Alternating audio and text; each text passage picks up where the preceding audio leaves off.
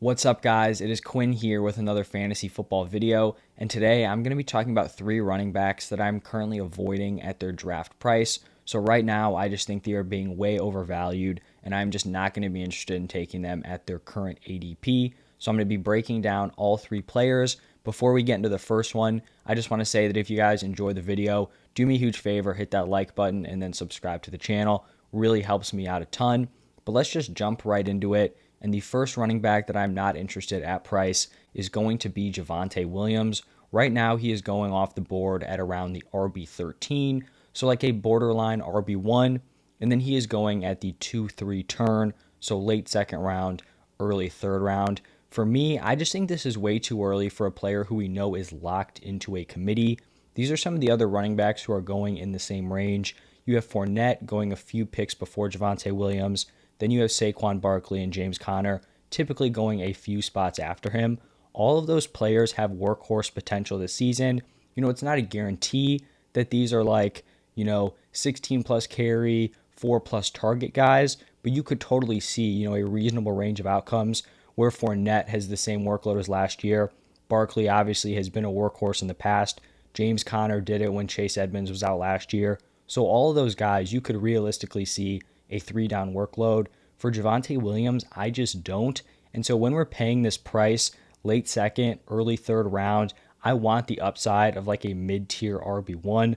I think guys like Fournette, Barkley, Connor, if things break right, they could probably be high-end RB1s. But just being more reasonable, I think all three of those guys, have a decent shot of being mid-tier RB1s. For Javonte Williams, I do just think that is very unlikely. And that is because the Broncos went out, they re-signed Melvin Gordon, and looking back to last season, they had a nearly dead even 50-50 split.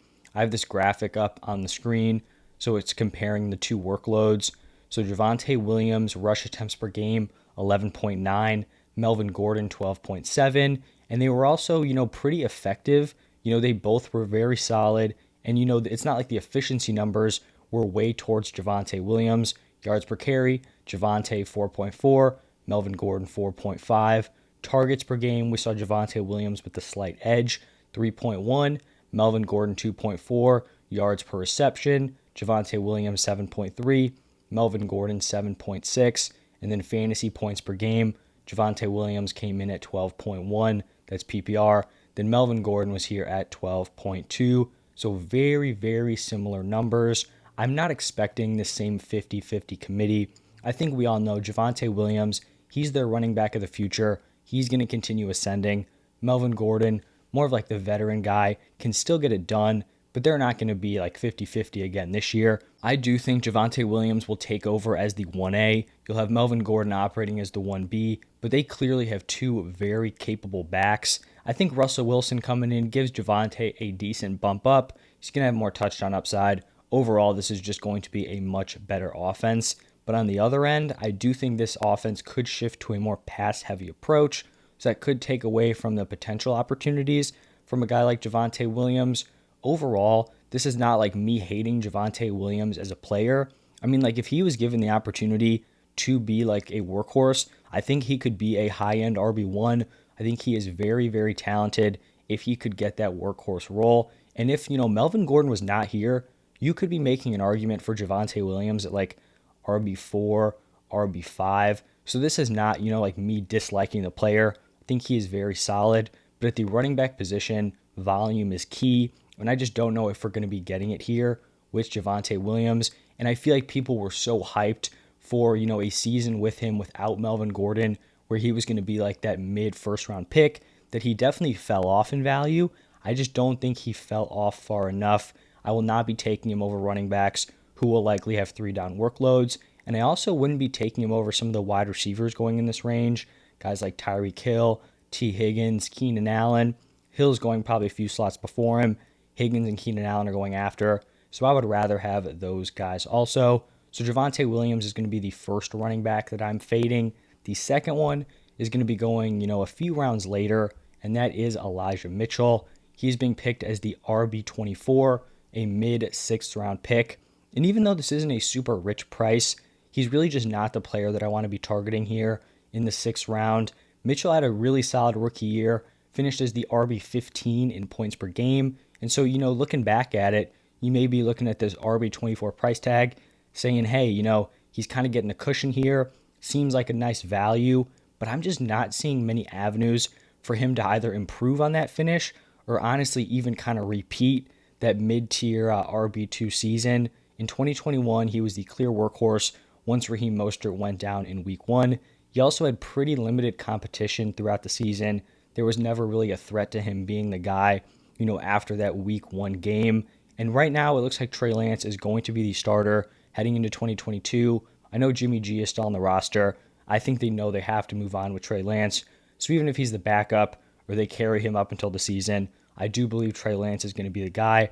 I think that is a worse situation here for Elijah Mitchell. He'll take away carries. The 49ers went out. They drafted Ty Davis-Price in the 3rd round. And so I still think Elijah Mitchell will be, the number 1 option. But I think we're foolish if we're not expecting Davis-Price to be involved. You don't go out, spend, a solid 3rd round pick on a running back if they're just going to come in and sit on the bench, especially like Elijah Mitchell's a young guy. So it's not like he's like a veteran who has 1 or 2 years left. Price will take over. They are both very young. You look at Elijah Mitchell, he's not a huge running back. He's like 5'10", 200 pounds. That's not the size you would typically consider to be like workhorse size. You don't want that guy carrying the ball like 18 times a game. So I do think the 49ers are going to go out. They're going to want to lessen Elijah Mitchell's role, and they can do so with the bigger-bodied Davis-Price. This is also not an offense that throws to the running backs, so I don't think you're ever going to see an elite ceiling here. They're not going to be dumping it off. You're looking at carries and touchdowns that could also be vultured. I mentioned how Trey Lance could take carries. Those could also happen on the goal line. We actually saw him come in games last year where he wasn't the quarterback, where he was getting in on the goal line, getting into the end zone. You also have Deebo Samuel there. We don't know if he's going to be playing like that wide back position again. Seemed like he didn't love it during the offseason, but I could still see them, maybe not giving him like 10 carries a game, but just giving him a few carries and key opportunities because he was very efficient when he got the opportunity. So you're not having targets. You're going to have carries and touchdowns that are going to be taken away by your quarterback, potentially one of your wide receivers. And then you throw out the idea that there's just very little security for these running backs that are picked in the late rounds of the NFL draft. You would think, when teams draft a dude 5th round, 6th round, 7th round, or even undrafted like James Robinson, you would think they would view that as like, great, we found our guy at a cheap price. Now we don't have to go out, spend more draft capital, or spend money in free agency or trade bringing in one of these players. That is not how teams look at this. They'll get a guy in the 6th round, and then they'll be like, he was solid. We want to go out, get another player. So despite playing well, Elijah Mitchell was a 6th round pick, and he is not guaranteed the starting role. This is not a situation where if you're like a 1st, 2nd round pick, you play well, you're the guy going into year 2. That is not what is going to happen here with Elijah Mitchell. It's possible he's the guy, but you look at a player like James Robinson, who was the workhorse the entire season. We think he could be the guy again. They go out, draft Travis Etienne. Obviously, Elijah Mitchell is not competing with Travis Etienne here, but for me, looking at this backfield, there are just too many red flags. And then even if, he is the guy, the upside is just limited. So I'm just not really willing to take a swing here on Elijah Mitchell, and that is why I'm going to be fading him. And in this range, there's really not a ton of running backs. Like Elijah Mitchell is kind of like the last guy in like the back end RB2 tier. So I would rather go running backs early. I'll kind of talk about this after my last player. But in this range, I'd rather snag a quarterback like Jalen Hurts or go after one of these young wide receivers. This is where we're in the range with like Darnell Mooney and then like the rookies, the 2nd-year guys, Drake London, Treylon Burks, Elijah Moore, Amon-Ra, all those players. I'd rather, go out, take a swing on whoever you guys like of those young options instead of going with a player like Elijah Mitchell. And now for the 3rd and final running back that I'm going to be fading at price, it is going to be Kenneth Walker. Right now, he is going off the board as the RB29. That's around the 7th, 8th round turn. So this is just not a backfield I want to be involved in here in Seattle. If we're looking at their offense, they don't have a good quarterback. They're likely not going to have a good quarterback heading into the season. It seems like they're fine sticking with Drew Lock or Geno Smith. Maybe a throw Baker in there, but is that a massive upgrade? I don't even know anymore. So this is not going to be a high-scoring offense. I feel like we can all agree with that. I think in an ideal world, Pete Carroll would love to just have this super run-heavy attack, and I do think they will try to implement that. The question is, like, is this an offense that's ever going to be leading? Like, I feel like this is going to be a team that is trailing a lot. So are they going to be able to be that run heavy team for, a full 4 quarters? I just do not think that is very likely. They could start off like that, but eventually they're going to have to be throwing the ball. Also, arguably the strength of this team is their wide receivers, DK Metcalf, Tyler Lockett. You can't totally phase those guys out of the offense. If you're just looking at this team's history, they are not known for passing to the running backs. I don't really see why that would change here. So you have Kenneth Walker heading into this backfield. He's probably going to be in a solid split, at least with Rashad Penny, who is back on a 1-year deal. Maybe Chris Carson is in there, but we just don't know what's up with him after that neck injury. It's very possible he's never the same or doesn't even come back. And then you had Pete Carroll already come out and kind of pump the brakes on Kenneth Walker being a 3-down back. Said he needed lots of improvements as a pass protector.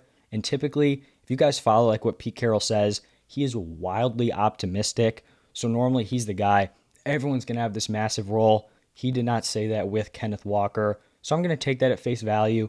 I'm not expecting 3-down Kenneth Walker. Typically, when we're listening to kind of like coach speak, what I like to follow is I follow the negative stuff. Not necessarily negative, but when the coach comes out is like, oh, this undrafted wide receiver, he's amazing, he's making all these insane plays. I'm not projecting that dude to come in and be the next Davante Adams because, they want to hype the guys up. It makes sense. But when a coach comes out and says, this guy's going to have a limited role, this guy hasn't looked great, you probably want to believe them because they don't have much incentive to kind of just crap on the guy for no reason. So I'm believing that Kenneth Walker is likely not going to be a 3-down back in this offense. When I'm looking at targeting rookie running backs in redraft, I kind of have this general philosophy. Obviously, I don't follow this 100% of the time, but I'm interested at going after like the elite rookie running backs, the ones who are looking like, first round, second round, third round, fourth round fantasy picks. Like this year, I am in on Breece Hall. I wasn't super in on Najee Harris just because I thought he was going too high last year, but he's someone that I could have been in. You know what I mean? Like I'm willing to spend decent draft capital on a rookie if I think they're going to be workhorses, but then I kind of want to fade the mid-tier guys, the players who are going into like these crowded situations. So Kenneth Walker would apply to that. But then after like, the early one and then the mid-round running backs go off the board, I will throw darts at all sorts of late-round options. In best ball, I'll do it. I'll do it as handcuffs. You know what I mean? So I'm going to be all over players like Elijah Spiller, Rashad White, because I do think they have a lot of upside as handcuffs. But I kind of like to fade those middle round ones just because I think people like the hype. They push them up, and they may not even have a super solid role in year one. So this is why I'll be fading a guy like Kenneth Walker.